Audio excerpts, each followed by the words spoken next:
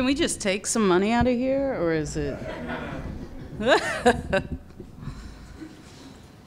I'm just kidding.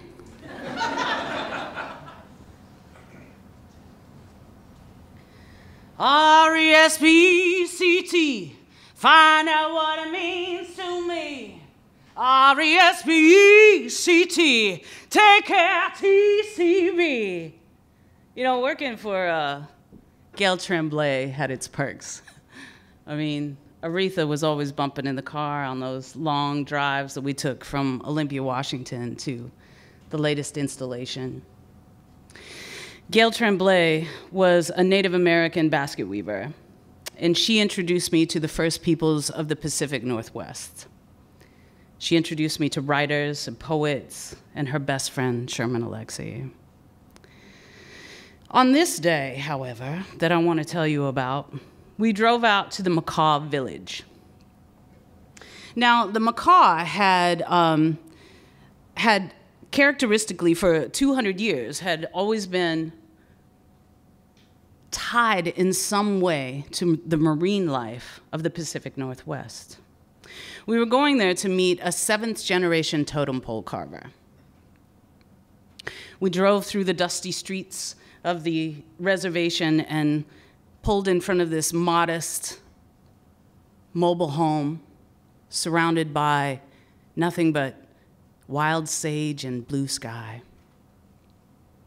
A Native American man appeared at the door with long white hair and a button-down denim shirt and a beautiful piece of jewelry around his neck, and he invited us in to sit. There he told us stories about the process of creativity, what it was like for him. He said,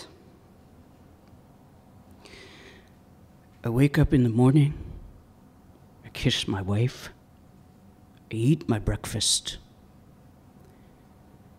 I kiss my wife, I go to the shop. I ask the tree, what do you want to be? I listen, I come in, I kiss my wife. She gives me my lunch, and then I go and I fish. I fish until the sun goes down. I come home, I kiss my wife, and I go back into the shop. And I work with the tree until it says, stop. I thought, it's much like tattooing the skin. He then went on to tell me a story about a whale that had washed up on shore.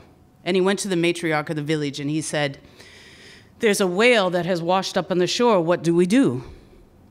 And the Indian chief said, go to the ocean, call the drummers, call the fancy dancers, call everyone in the village, pray with the whale.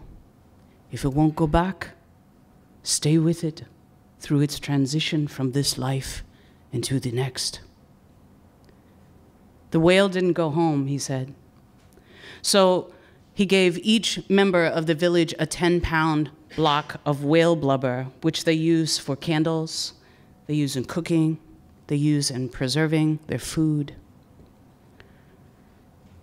On the way home, just before we left, he said, take this fish home to your family. It's been preserved in whale oil. It's very special. And I thought, my family, my crazy, strange, queer family, with all their fanciness, I was going to call every single one of them to dinner. We sat around, we made a big feast, and at the end, I told the story of meeting this 7th-generation totem pole carver who had been chosen to make the freedom mask for Nelson Mandela when he was released from prison, and what an impact he had had on my life. I also told him about a Bible story about Jonah and the whale, and how he'd spent 3 days in this whale. But the most terrific part of that story was moments before he was thrown overboard. The moments at which the men came to him and they said, "How can you sleep in a terrible time such as this? The waves are going to capsize our boat. Wake up." And I realized at that moment that I needed to wake up. I needed to have pride in who I was. I needed to take the identity that I felt inside of me, which was a butch queer woman.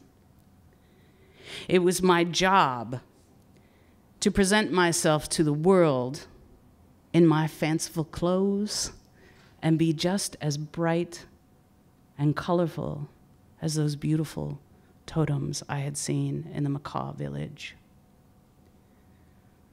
In closing, I just want to encourage you all.